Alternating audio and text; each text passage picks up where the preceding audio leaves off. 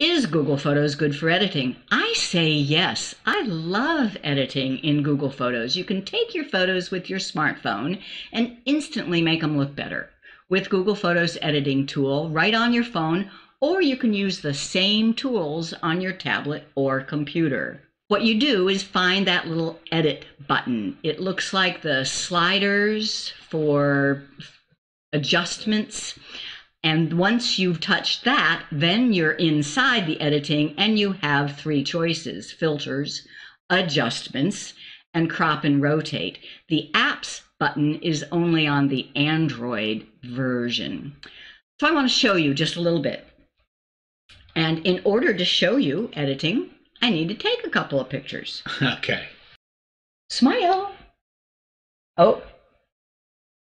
And let's take a selfie. Okay. All right. Now I'm going to show you those photos and edit them using Google Photos. This is my Samsung Galaxy S9, and there is my photos, and there are the photos that I just took. And notice they are in process of uploading. 3 photos to be now backup is complete. So those 3 photos, I first see them on the device and now they're backed up. So this one, I kind of cut off his head. I'm going to delete that one. I tap the trash can, move to trash. This one I like, but it doesn't need our closet in the background. I'm going to tap edit, then crop, and move the edges in.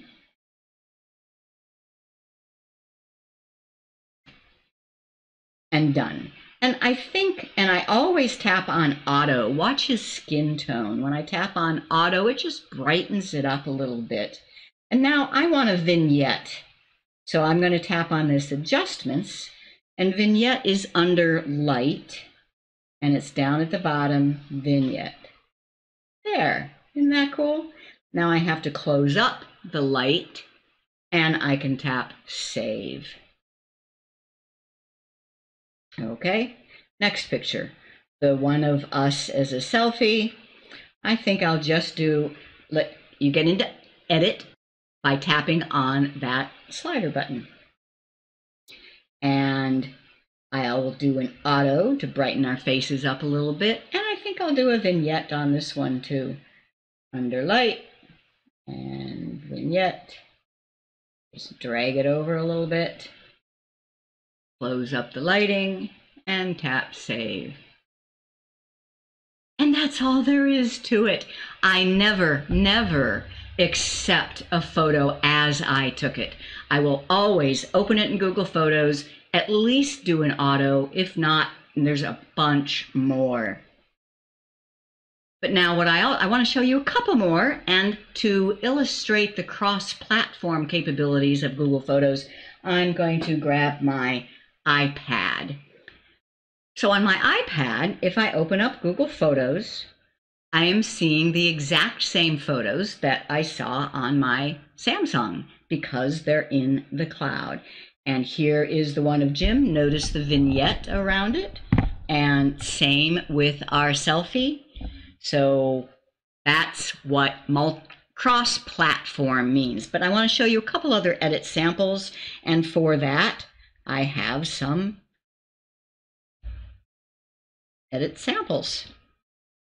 So for example, here's a deer that is too dark. I would normally just throw it away, but no, let's try tapping the edit button and auto, and boom, save. That's just so good. And this is of Mount Hood, and I'll tap edit. It's a little crooked, so I'll tap on the crop and straighten, and you just drag your finger until it's straight and tap done. Now I also want to just get rid of some of the road. Don't need all of that road, and done. Then I want auto, and last I want a little of what they call pop. Notice how it just gets more defined as you drag the slider over. And close that up and then save. Much better picture. But what about the computer? Let's say, even on an iPad, this is more painful than it is when I'm just sitting at my desk on my computer. Okay. So on the computer, there is no app called Google Photos. You just go to the website, photos.google.com. And once again, as long as I'm logged in with the same user, I'm seeing the same pictures. And I can go to that class edit examples, and we should see that the deer is bright and that Mount Hood looks good. How about this cactus?